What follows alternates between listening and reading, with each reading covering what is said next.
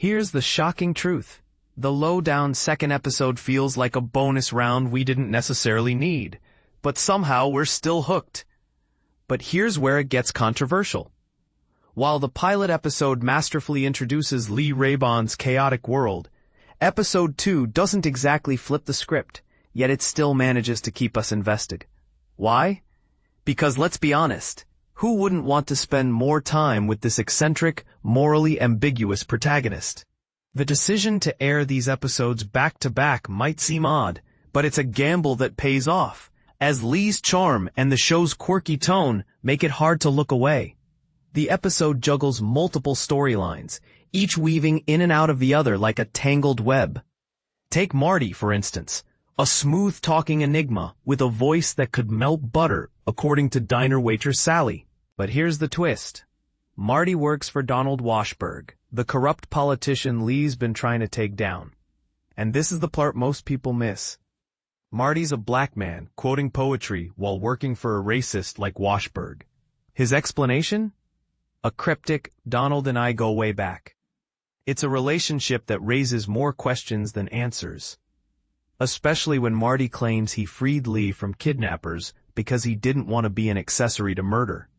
Lee buys it, but the tension between them is palpable, particularly when Lee accuses Marty of selling out. Marty's retort?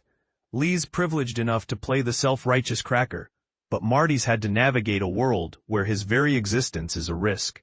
Meanwhile, Lee's investigation into a group of skinheads takes a dark turn. Posing as an old jail buddy, he uncovers a shocking truth. Alan, the buttoned-up redhead who murdered 2 men, was once part of the Aryan Brotherhood. But what's even more unsettling is Alan's connection to Akron, a major development company. Is this just about real estate? Or is there a deeper, more sinister agenda tied to Tulsa's racist history? The show doesn't shy away from asking tough questions, and neither should we. What truly makes The Lowdown compelling, though, isn't its mystery, it's Lee's chaotic charm. Whether he's paying a cashier $1,000 for a hat, cheap sunglasses, and a makeshift makeup tutorial to hide his injuries, or spinning wild lies about jujitsu training to his ex-wife's new boyfriend, Lee's a character you can't help but root for.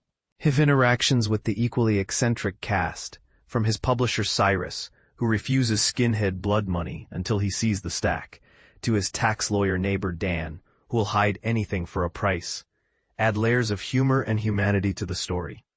And let's not forget Kyle MacLachlan's delightfully over-the-top performance as Washburn.